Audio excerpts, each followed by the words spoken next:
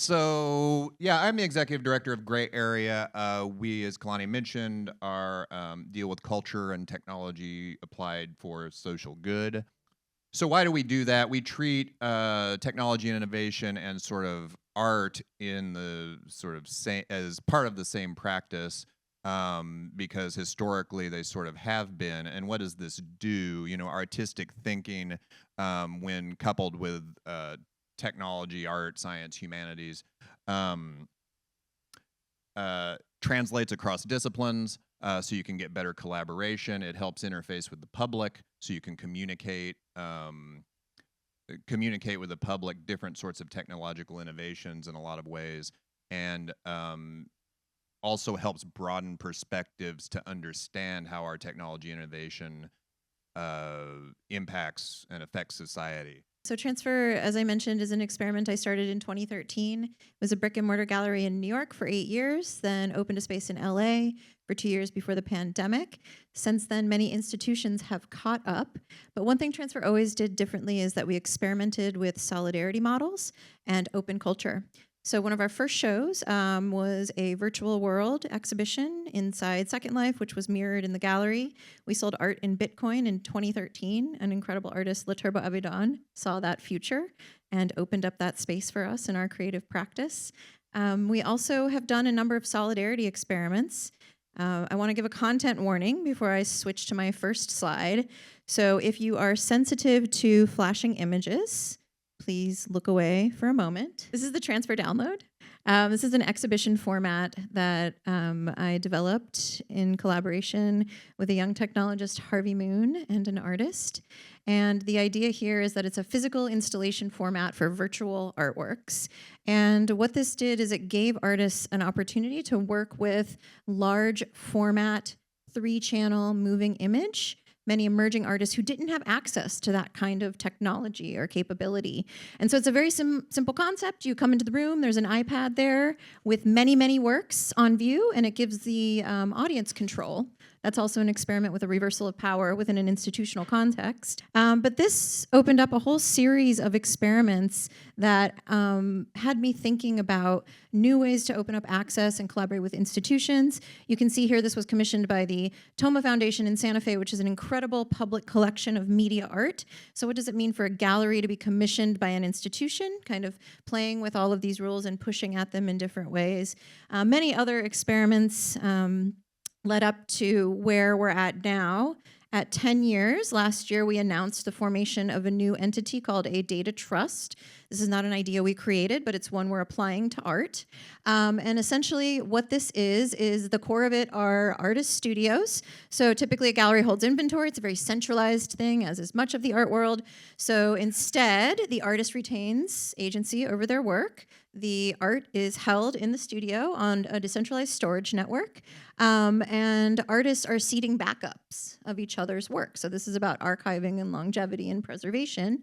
And then also we're allocating space on those NAS drives to run node libraries. So the DWeb Curriculum for Creators is a curriculum I'm teaching as a part of, and we're trying to get artists actually hosting and owning their own infrastructure, and it's been a really fun experiment. We are starting at small scale and building at the speed of trust, but essentially, as we get this network in place, we then prepare the artworks into archival information packages, and we have them appraised. So the contemporary art world is very unique in that it is one of the only industries that has a way for putting a financial value on data. And essentially, time-based media art can be appraised. So if you're an artist and you have data-based artworks, those artworks can be valued by an appraiser. So we're experimenting with what this means in the Filecoin ecosystem. So we're going to be leveraging FVM to do all sorts of interesting things to represent and hold that value. And that flows into the data trust, which is also funded by some art grants and some other support. And then an audience experience will essentially come directly from the artist's studio. So we're trying to remove the intermediate of the gallery and really open up a cultural infrastructure where the artists have agency in a new way. And so that decentralized catalog is the first piece. You can go to trust.transfer.art to play with our catalog. It was built in collaboration with Fission, RIP Fission. long live fission. They have recently dissolved or denucleated, but they build protocols you all might be familiar with, WinFS, UCAN, and IPVM. And so we believe this leads to a bunch of open IP. And we do fully intend to, once we get our trust up and operational, to open source everything from the code and the interfaces we've developed to the business model, which is a new hybrid between a cooperative and a perpetual purpose trust. And we would love people to fork these models and build it out and potentially scale it into a more open cultural infrastructure. And I think you can all sort of imply different kinds of applications for the IP here. Everything from AI training to decentralized compute and digital asset management. Does anybody know, like, for the National Endowment for the Arts, what the entire budget for the United States for a year is? Oh. Any guesses on that? $220 million for the entire United States is the National Endowment for the Arts budget. And so we're in a place where public funding is limited, and technology funding generally does not value arts and culture as a priority, in its funding. And one of the things for San Francisco and the Bay Area particularly is that, why has this place been successful?